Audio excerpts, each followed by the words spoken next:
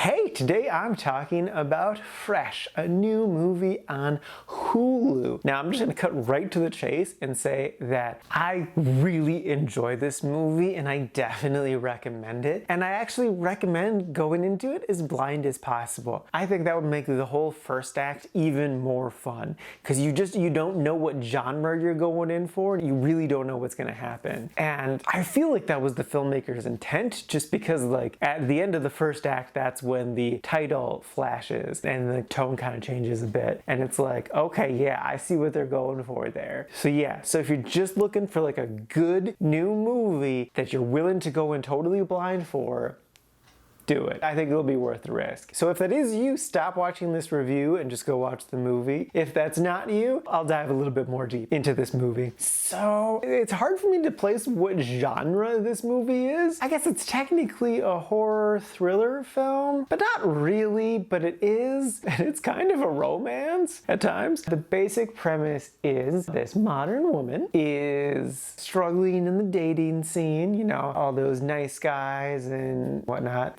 It's, you know, struggle bus. But then she finally comes across Sebastian Stan, who is actually a really cool guy. And then she takes a risk on him, and that risk leads to an interesting outcome. I'll leave it at that.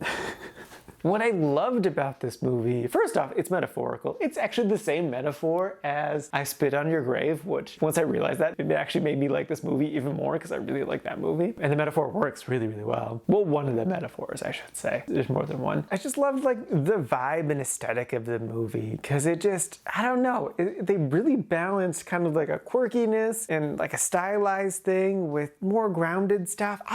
It's really hard for me to describe and compare it to things. It's just an aesthetic that fundamentally worked for me. What I find really fascinating too is, so I often recommend movies to my brothers, and Justin really loves horror movies. Like, he doesn't really care about the quality, he just loves horror movies in general. I'm definitely gonna recommend this to him. But then my brother Kyle, he can do like horror books, but he can't do horror movies. Like, if it's supposed to be scary and spooky, he's not really a fan. This movie though, I feel like he could handle it. Cause like, yeah, if you really think about stuff, you could end up in like a big existential dread thing. But I think the style of the movie kind of doesn't let you fall into the existential dread pit. Like, you can still see it and appreciate it, but it's not trying to push you down into it, which is a very fine line to walk. I think that's what they were going for, and I think they did it masterfully. So I would actually honestly recommend this to my brother Kyle too. So yeah, I think this is kind of a movie most people can handle, and it's definitely worth a watch. So yeah, now for my ranking, I ended up putting this at number 2 in the really liked category. And that's out of a grand total of 9 movies so far this year. Yeah.